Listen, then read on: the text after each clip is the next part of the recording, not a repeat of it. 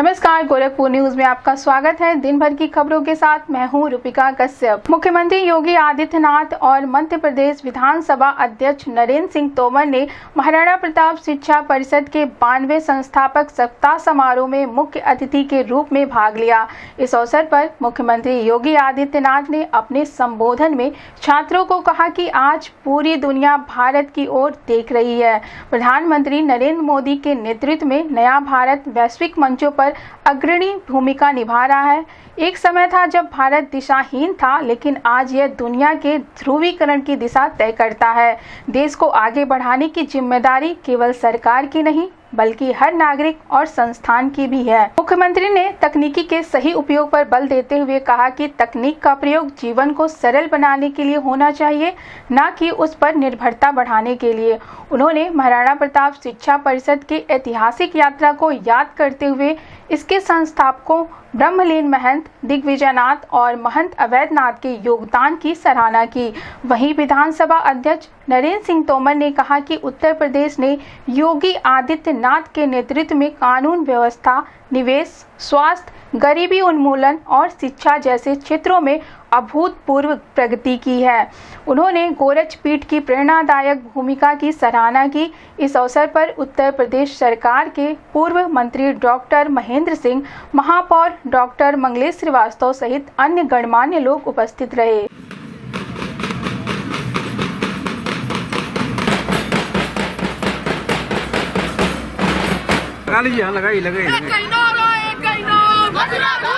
का jeep mounted चित्र हमारे महाराणा प्रताप शिक्षा परिषद की शिक्षा और स्वास्थ्य की त्रिवेणी के रूप में कार्य कर रहा है। मानव सेवा ईश्वर सेवा के संकल्प को साकार कर रहा है और पूरे समाज का हॉरिजॉन्टल डेवलपमेंट, पूरे समाज का सांगोपांग, ये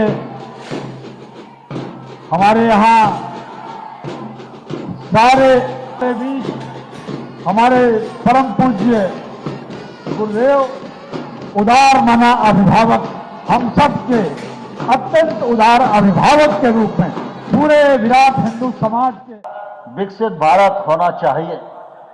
इस दिशा में देश में अनेक कदम उठाए हैं। प्रोफेसर राजीव कुमार सिंह जी भी नई शिक्षा नीति की बात कर रहे थे। नई शिक्षा नीति एक लंबे कालखंड के बाद प्रधानमंत्री नरेंद्र मोदी जी के नेतृत्व में इस भारत में लागू की गई है। उसके परिणाम सने सने परिलक्षित होंगे और शिक्षा के क्षेत्र में आमूलचूल बदलाव आएगा और आने वाला कल यह सिद्ध करेगा कि शिक्षा के माध्यम से हमारे देश की जो मानव संसाधन है वो योग्य और अनुभवी रूप से निर्मित हो रहा है। मुझे कहते हुए प्रसन्नता है कि नई शिक्षा नीति का मामला हो, चाहे गरीबी उन्मूलन का मामला हो, चाहे शिक्षा के क्षेत्र में काम करने का मामला हो, चाहे स्वास्थ्य सुविधाओं के विस्तार का मामला हो, चाहे उत्तर प्रदेश में निवेश को लाने का मामला हो, और चाहे कानून व्यवस्था संभाल कर उत्तर प्रदेश में हर व्यक्ति की सुरक्षा सुनिश्चित करने का मामला हो, हर दिशा में योगी आदित्यनाथ जी की सरकार ने सफलतापूर्वक कदम बढ़ाए हैं। इसके लिए मुख्यमंत्री जी को मैं हृदय से बहुत बहुत साधुवाद देना चाहता हूं। यहाँ बड़ी संख्या में बालक और बालिकाएं बैठे हुए हैं और शिक्षा परिषद से जुड़े हुए जो संस्थान हैं उनके बहुत सारे बच्चे कहीं ना कहीं इस कार्यक्रम को देख रहे होंगे, सुन रहे होंगे। मैं यह विश्वास करता हूं कि इन संस्थाओं में जो बालक और बालिका पढ़ रहे हैं वो शिक्षा गुणवत्तापूर्ण तो प्राप्त कर ही रहे हैं। शिक्षा रोजगारोन्मुखी हो, यह भी समय की आवश्यकता है, लेकिन सबसे बड़ी आवश्यकता है शिक्षा की गुणवत्ता, शिक्षा का रोजगार उन्मुख होना और शिक्षा के साथ भारतीय संस्कृत से ओतप्रोत शिक्षा होना। इस दिशा में महाराणा प्रताप शिक्षा परिषद बहुत ही मनोयोग के साथ काम कर रही है। 2047 में जब भारत विकसित भारत होगा तो मुझे नहीं मालूम कि मंच पर बैठे हुए कितने लोग 2047 को अपनी आंखों से देखेंगे, लेकिन मैं यह विश्वास पूर्वक कह सकता हूं, जो विद्यार्थी हमारे सामने बैठे हैं, आप सब लोग 2047 को अपनी आंखों से देखोगे। 2047 विकसित भारत के नागरिक आप कहलाओ, इसके लिए हर बच्चे का योगदान भारत को विकसित भारत बनाने के लिए होना चाहिए। यही महाराणा प्रताप जी का संदेश है, यही महंत अवैधनाथ जी का संदेश है, यही महंत अवैधनाथ जी महाराज का संदेश है। इसी के लिए योगी आदित्यनाथ जी काम कर रहे हैं और इसी के लिए नरेंद्र मोदी जी काम कर रहे हैं। आप सबका इस यात्रा में भरपूर योगदान हो, इसके लिए मैं आप सबको आग्रह भी करता हूं और आप ये कर सकें, इसके लिए बहुत बहुत शुभकामनाएं अर्पित करता हूं। बहुत बहुत धन्यवाद। जय भारत। भारत माता की, भारत माता की, भारत माता की। वंदे वंदे वंदे। कि दुनिया का ध्रुवीकरण उधर होगा जिधर भारत है। भारत के बगैर दुनिया के किसी भी ध्रुवीकरण की आज के दिन पे कल्पना नहीं की जा सकती है। G20 समिट ने एक करके दिखाया।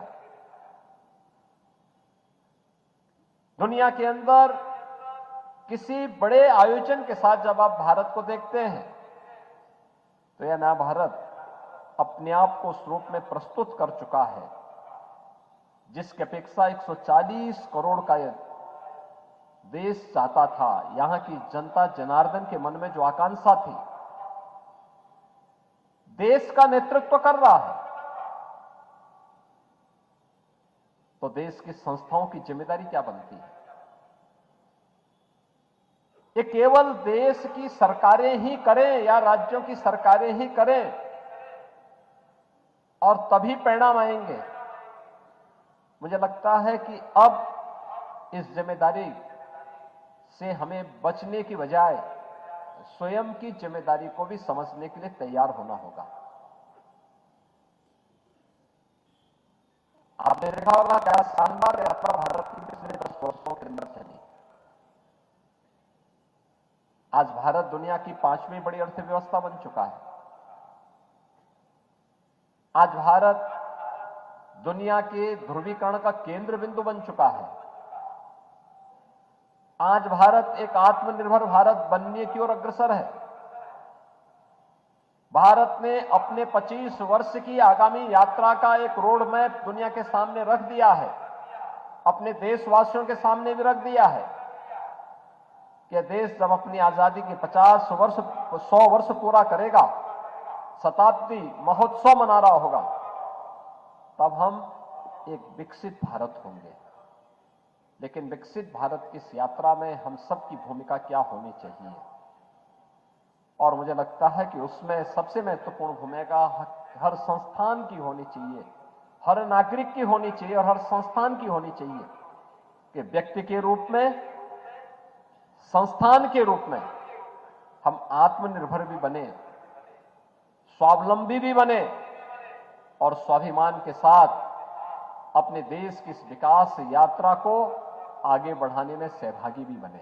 जीवन की स्वस्थ प्रतिस्पर्धा को आगे बढ़ाने के लिए, कि जीवन में आगे बढ़ने के लिए हमें किन चुनौतियों का सामना करना है और किस भाव के साथ, और अगर आप उसके निष्कर्ष पर पहुंचेंगे तो आपके पास एक ही पक्ष आपके सामने आएगा। अगर टीम है तो टीम वर्क जहां पर होगा, टीम की भावना जहां पे होगी, वो सफलता आपको दिलाएगी।